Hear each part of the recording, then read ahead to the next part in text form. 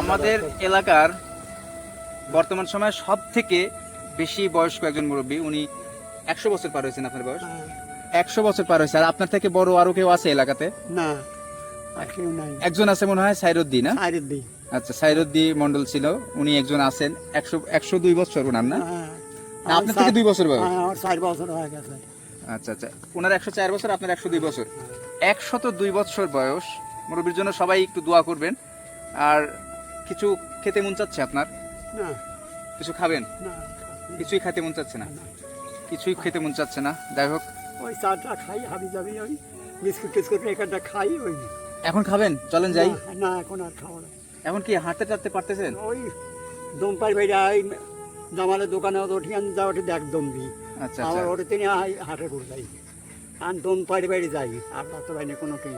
দেখেন একটা বিষয় বলি, যে 102 বছর বয়সেও কিন্তু তিনি যেভাবে কথা বলতেছে, আমার মনে হয় না যে আমরা যে আগামী 60 বছর বা 55 বছর বয়স হলেও আমরা এইভাবে নড়তে চড়তে পারবো। তা আসলে এর মূল জিনিসটা কি? খাবার দাবার নাকি?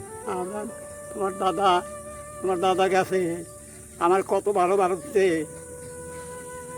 আমার দাদা- বাচ্চা ছাড়া আমার কত খাইছে, কত হাত পা লাড়ছি আমি, আমার সাথে খাইছে বাড়িতে, থাল নিয়ে আসে, ভাত খাওয়ার জন্য নিয়ে আসে।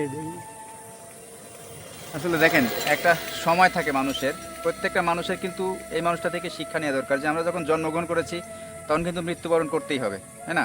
মৃত্যু কিন্তু অবধারিত। জীবনে যেটাই করবেন অবশ্যই ভালো কিছু করার চেষ্টা করবেন। ওনার কিন্তু সন্তান, ছেলে মেয়ে, নাতি নাতর, নাতির ঘরের প্রতি, তার ঘরের প্রতি কিন্তু সবই আছে। মানে নাতির নাতি এত এত দূর পর্যন্ত কিন্তু আনা আছে। পৈলাতি দেখেছি, পৈলাতি পর্যন্ত দেখেছে উনি। পৈলাতি বিয়ে পর্যন্ত দেওয়া হয়েছে, পৈলাতিরও বিয়ে দিয়েছে, দুটি দেওয়া হয়েছে। দুইটা পৈলাতিরও বিয়ে দিছে। কিন্তু এতটুকু বয়স পাওয়া কিন্তু একজন ভাগ্যের ব্যাপার, তাই না? ভাগ্যের ব্যাপার। সচরাচর কিন্তু এখন আমরা দেখি যে 30-40 বছর 50 বছর হলেই আমাদের কিন্তু আর মানে চলতে ফিরতে পারছি না, বিছনাগতি হয়ে গেছি, এরকম অবস্থা হয়ে থাকে। সেক্ষেত্রে কিন্তু 102 বছর বয়স, যদি এর আগে আমার নানা ছিল, উনি 112 বছর বয়সে গত হয়েছেন। তা আমি চাই যে ওনাকে আল্লাহ পাক আরো দীর্ঘায়ু দান করুক, আরো দীর্ঘায়ু দান করুক। আমার আব্বাক দিয়ে খবর দিয়েছিল যে আমি শাকিলকে দেখতে চাই। আসলে ছোটবেলা থেকে আমার কত ডাক দিয়ে দিয়ে কত জিনিসপাতি দিয়েছে, খাওয়াইছে, পড়াইছে। আমার নানা, আমার বাপ দাদা, আমার নানা।